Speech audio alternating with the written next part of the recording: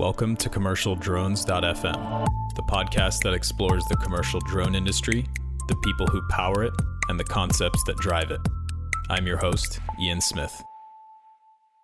Hey everybody, welcome to CommercialDrones.fm. Today we have a really cool guest. We've got Sally French, aka the Drone Girl. So we're here in San Francisco, the heart of the commercial drone industry.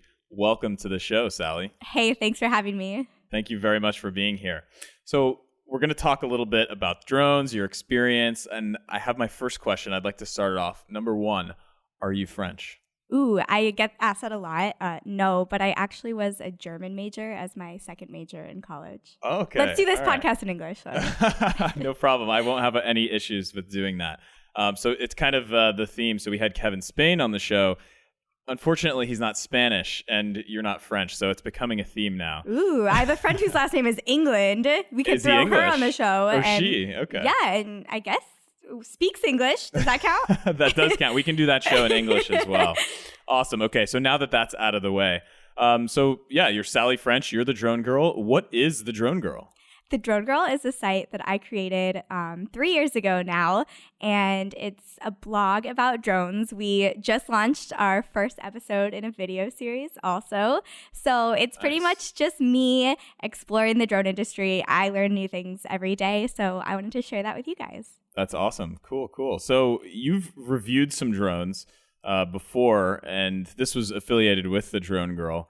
What kind of criteria do you focus on? So, well, first of all, which drones did you review? You've reviewed the Phantom. I have reviewed a lot. Unique's line, I've reviewed a lot of their stuff. Most recently, the Q500. Just reviewed Autel's drone. The review's not out yet, though, so that's coming soon. Is that a quadcopter? Yeah, it's Autel's X-Star. It looks a lot like the Phantom. It's orange, though. I know what you're talking about. Yeah, I reviewed the Phantom. I reviewed a really cool racing drone, the Blade Nano QX. Oh, nice. That was pretty fun. I got the Fat Shark goggles to go with it. That was probably the most fun I had doing a review. Cool. So what kind of criteria do you focus on whenever you do these reviews? Ooh, that is a good question. Obviously functionality is the most important, but also I think ease of use is something that I really care about. I remember when I first got into drones, there was no such thing as a ready-to-fly Phantom. I first flew a flame wheel, which was just crazy to put together. DJI. Oh, yeah, and adding the GoPro was just nuts, and a gimbal wasn't even a word in my vocabulary. And so now I usually tend to favor drones that anyone can fly without, a ton of effort. And then, of course, safety is really important. I like the drones that have geofencing on them.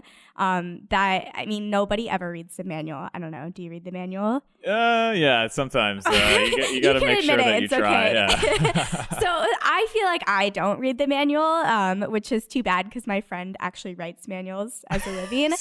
And so I admit I don't read them. So making it as easy to fly the drone as possible, even for people who don't read the manual, I think is really important. I agree. Yeah, that's a very good sign of a nice drone, especially in this day and age. Speaking of geofencing, I think DJI just released their it's just called Geo, DJI Geo out of beta officially. So that's going to be pretty cool, I think, for people that might have been having problems that were trying to operate with permission near airports or, in controlled airspace where normally the DJI app would just kind of lock them out. So now I think you can put your credit card details in and then you'll get permission to do it or something. Yeah, exactly. And that's a pretty good use case. I've heard a lot of people saying, well, I'm a teacher and our classroom is a mile from the airport. And so this, allows them to contact the air traffic control center and then put in their credit card and still be able to take off and teach their class. Cool, yeah. And actually, so the credit card is not to just charge them. The credit card is just to hold someone accountable. They don't get charged. Yeah, just to make sure that you're a real person. Speaking of teachers, actually, so tell us a little bit about your background and how you got into drones. I've heard this story before, but it's very interesting. That was a good transition. I like that. Thank you. I did get into drones simply because of a class. So I do think this is pretty funny. I was a journalism major in college and had no idea what a drone was. And I needed one more credit to graduate. And pretty much the only thing that fit into my schedule was a drone journalism class. And so I decided I might as well take it because I want the degree. Where was this? It was at the University of Missouri. Okay, cool. And it was the first time they were ever offering it. And we talked about the laws, which at the time weren't really there. We talked about ethics and, when can you fly over people and photograph people. And then we actually put it into practice and made some news stories using drones. So a mix of, people on the ground and people talking, and then also incorporating drone footage to really tell our story. And that was totally life-changing for me. After that class ended, I made my blog, and here I am talking on Commercial Drones FM. That's amazing. Do you know if they still do that class at Missouri? No, this is crazy. Actually, right when the class ended, the semester ended, I got my degree, and the FAA sent the school a cease and desist letter. Goodness. Ian's shaking his head. They said this is a commercial use of drones. This was in May 2013 when kind of the FAA was really cracking down on drone use. And they figured since we were paying tuition, the teacher was accepting a salary that was a commercial use. Yeah, I know. It's crazy, which is, I guess, we thought it was an educational use, and the FAA disputed that. And so we ended our class. But actually, you might remember at AUVSI this year in New Orleans, they just announced that now drone education is not a commercial use. And so they recognize it's an educational use. So now you can fly drones without, the 333 at the time or even the Part 107. That's right, yeah. Administrator Huerta dropped that bomb at AUVSI. That was good. I was actually expecting something a little bit more significant than that, but that's excellent. Like, obviously, the school getting a cease and desist letter from the FAA, that's a little... it was pretty silly. I feel like... my opinion on that. I'll share my opinion for you. There you go. All right, perfect. It's so funny because every time you see a drone crash into the White House or crash into the Empire State Building, I feel like all the comments I read on the blogs, on my own blog, are, these people are so stupid. They need to get an education. And everyone... belittles the pilot for not having an education, but then complains that there isn't education available. And it's like, I agree. The FAA shut down that class. So those people are right. There is no education. Well, it's good now that people will be able to officially in universities or schools. Heck, I would have loved elementary school or something to be able to use a drone, but there's actually a provision in that where the instructor or the teacher or the professor themselves cannot operate the drone. That is true. Within that. You are not mistaken. Within that regulation. So I don't even know. It's a good step. It's like a half a step forward, and I don't even know if it's any step backward, but we're getting there slowly but surely. Luckily, Part 107 is not too hard to get, at least is what it sounds like. Yes, yeah, agreed. We're a month out, but we'll see. True that. Is it supposed to enact on August 28th or 29th? I heard two reports. Sometime in August. Okay. I read 28th or 29th. I think it was Peter Sachs, the drone lawyer, on Twitter that was saying that, and then a couple other people. But anyways, awesome. Okay, so we're making a little bit of progress. So you got into drones in university and you started the Drone Girl. Where are you working at currently? So I'm currently working at MarketWatch, and I was actually hired to do that job. I just wanted some type of journalism job and wasn't too committed to drones at the time. Drones weren't even that big at the time. And they saw my Drone Girl site and said, will you be our social media editor? And I said, I really want to cover tech for you. And they said, no, you can be our social media editor. But you know what? Since then, drones have gotten so big. Now they're like, Sally, you need to cover all of these drone stories. So now I get to write about drones for them too. So cool. 24/7 it's writing about drones. That's amazing. So it's kind of taking your passion from the Drone Girl, and now you get paid for it. Which is the dream right there. It's a pretty good deal. That's awesome. And so for MarketWatch, what kind of stories are you covering? I've read quite a few of your articles for MarketWatch. What's the website? MarketWatch.com? MarketWatch.com. There you go. Who owns MarketWatch? Are they their own company? Or no, we're the little sister site of the Wall Street Journal. Okay, gotcha. So we're all in the same place. Okay, I think the goal is that you're supposed to subscribe to the Wall Street Journal after you see our content. So. Okay. Well, we'll see if that happens. Yeah, I don't know if I'm going to go full-blown Wall Street Journal yet, but I'm really enjoying your stories. So what are you covering exactly? I mean, you're doing the reviews on hardware mostly for Drone Girl on the side, and for MarketWatch, is it just like commercial drone industry news? Exactly. Yes. So it's pretty much, what the companies are doing. People care about the publicly traded companies because most of our readers are investors. Mm-hmm. So, people are really curious what's GoPro going to do. GoPro's had a pretty rough year. They were supposed to announce their drone earlier this year, then they delayed it. So that's pretty key for investors. Stuff like that, Part 107 was huge because that means that the drone industry really is recognized. Did you guys push that pretty hard? Was there like readership goals that were broken because of Part 107? Oh, absolutely. So there's a lot of interest in other. I would say definitely our biggest interest is on the broader stock market, like Brexit. So I didn't cover Brexit. Drones don't have a lot to do with the Brexit. Yeah. I could tell you about that on another podcast. No problem. Yeah, I'll link up the sister podcast that we've got that covers Brexit. Awesome. So what kind of things do you really enjoy about drones personally? I mean, what was the thing that sparked your passion in drones? I think I'm really drawn by the creative uses of drones. I mean, people fly them and race them and make maps with them. But I'm so amazed by the really creative things I hear. So I'll tell you about I think my favorite use case of a drone. It is very hard to gather whale DNA, apparently. And it's invasive because you have to, go near the whale or actually like a at humpback the whale. Whale or any whale. It's hard to get whale DNA. And so scientists realized whale DNA is in your snot.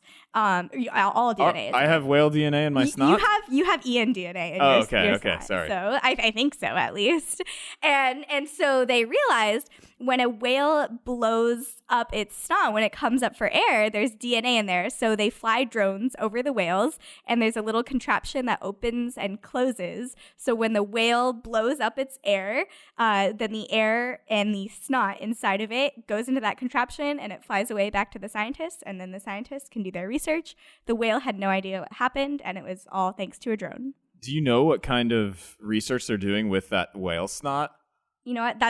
That beats me. But, I know a lot of companies are doing it. NOAA, the National Oceanic Atmospheric Administration, is doing a lot of stuff with it.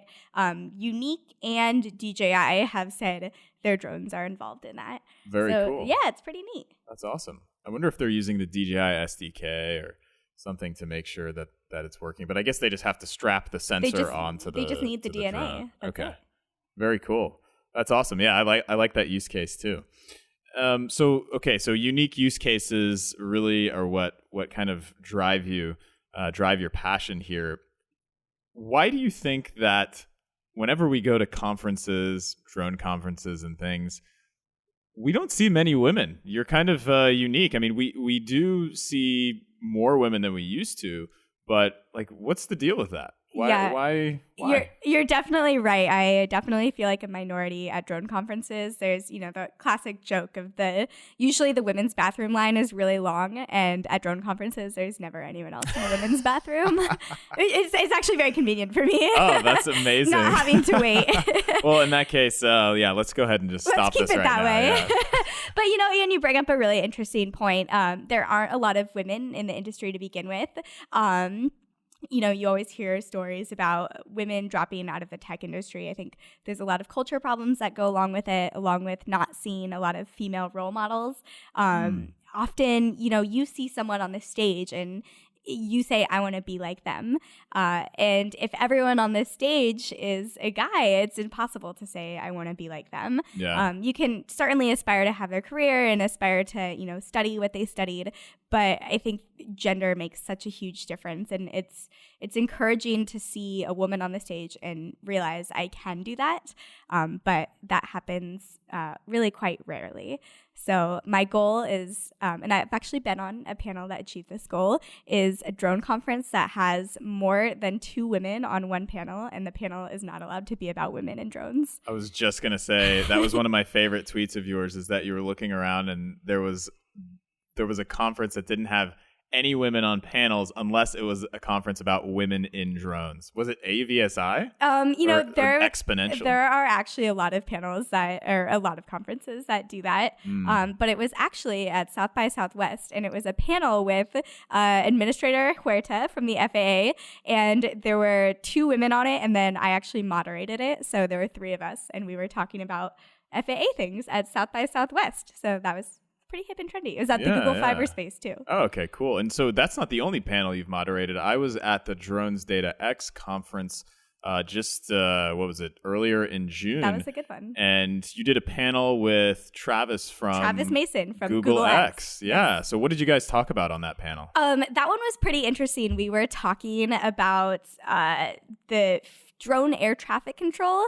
That's a pretty hot topic, and I think a lot of different drone companies have their hands on ways that we can optimize air traffic control.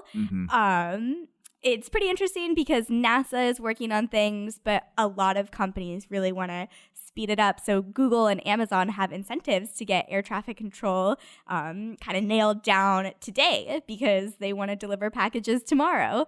So they can't really wait for the FAA. And this is called the UTM, right? UTM, exactly. UTM. So what does UTM stand for? Unmanned Traffic Management? Yeah, it's actually, I feel like it's more UAS, UTM. Okay. But traffic management is the T and the M. Gotcha. There's too many acronyms in drones, don't you think? Yeah, there's a funny story, actually, that nobody knows, but now everyone will know. Tell us. Is I was literally, this is embarrassing. I was trying to find more content ideas for the podcast. So I started listing all the drone acronyms, and there's like there's like 75 this is or a great 100. Idea. I would love it. I literally just started talking into the mic. This was one of the first episodes I was going to do. And I just started listing acronyms. And then when I got to acronym number 10, I was like, what in God's name am I doing? And I finished it. It actually exists. There's me talking into a mic. How many minutes is it? It is way too long.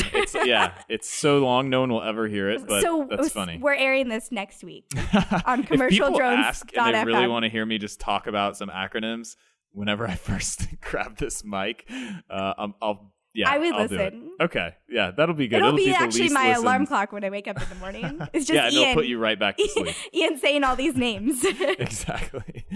Well, cool. So by many reports and by many accounts, the drone industry is expected, the commercial drone industry in particular, which is what this podcast focuses on, is expected to be worth more than $20 billion in the next 10 years in the United States, if not worldwide, probably a bit more. Is that true? Ooh. I feel like whether you ask Goldman Sachs or Merrill Lynch or whoever, they'll give you a different number. That's exactly right. I think Colin Snow, the drone analyst. Yes, well, he'll tell you all about that. He keeps track of all the projections, so I'm hoping that he can tweet me and tell me which projection he believes most in. Colin, tweet us. Yeah, for sure. But what do you think? It is so funny. I get reports all the time, especially from MarketWatch, and all these different people give these different projections, and it's hard to know. I mean, what are you even really basing this off of? Is it sales? Is it revenue? Is it profits? What are you looking at? What are you even considering a drone? I mean, is the little toy that was $30 at Target, are you putting this in your calculation? It's pretty hard to know. And then do you count rovers as a drone also? But I can say definitively it is huge. It's growing. I feel like all these companies keep achieving new feats. They're hiring, they're getting more investor funding, and that is such a clear indication that drones are only going to be bigger, especially now with Part 107. It just makes the space so much easier to get into too. What are some of the identifiers that you see as the drone industry growing on your end? Like, are you seeing the views on some of your articles and things going, crazier as time goes on? I can definitely tell you, based on just social media followings alone, it's simply more people following because more people are interested. I mean, 3 years ago, I didn't even know what the word drone was. I had, kind of vaguely heard it in news stories, but mostly about military use cases. And I had no idea what, a Phantom was. And 2 years ago, most people still didn't know what a Phantom was. And then 1 year ago, people would say, "Oh, Sally, I saw someone flying like a little like white robot. Like it kind of looks like yours." And I'm like, okay, it's probably a Phantom. And they're like, I don't know. And now, a Phantom is sold at the Apple Store, and DJI is becoming a household name. And that to me is a clear indication that people know what drones are. Amazing. Yeah. Well, this is good. Good for the podcast, good for the industry and our passion.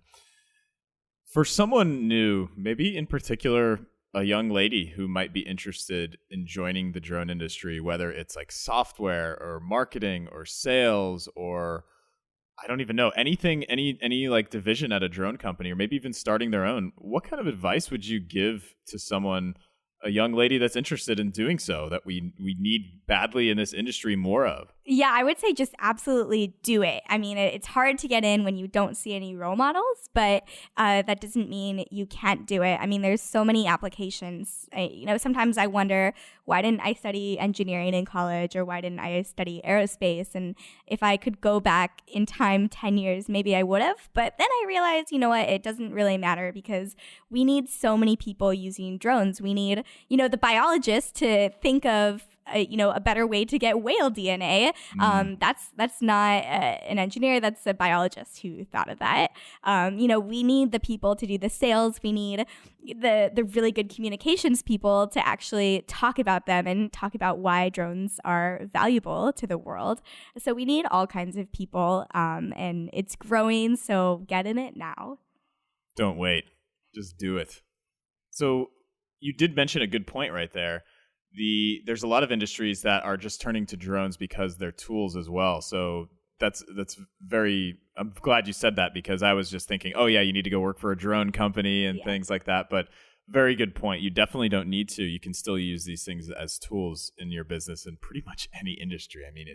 It's just getting pretty widespread. Whether you're an artist, you can somehow incorporate drones into that. Obviously, filmmaking, maybe you're really into construction and you're the person who can, get the drone deploy app and map out the construction site, and you don't need to work for a drone company. Pursue your passion and then incorporate drones into that. Excellent. Very cool. So you can follow Sally on Twitter at The Drone Girl. You can hit her up on Instagram at Official Drone Girl, because somebody took at The Drone Girl. So Instagram is at Official Drone Girl.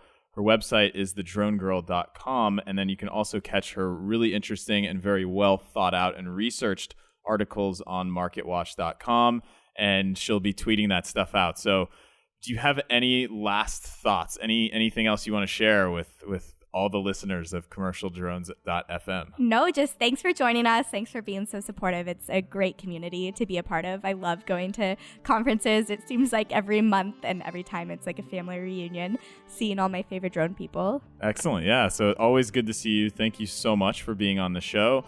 You guys can follow us on @DronesPodcast on Twitter or Facebook. It's the same. Hit up the website at commercialdrones.fm. You can subscribe to the newsletter, get notified of new episodes, and if you could subscribe and leave a review or a rating on iTunes or Google Play or whatever you use to listen to podcasts, I would greatly appreciate that. Everything's looking good so far, so I'm really, really happy to be doing this. I get to talk to really cool people like Sally French, who's not French. Having the Drone Girl on the show is very cool, and just a very strong role model in general, not just for ladies that want to join, but for the industry as a whole. So again, thanks so much, Sally, and we'll see you guys next time. Cheers.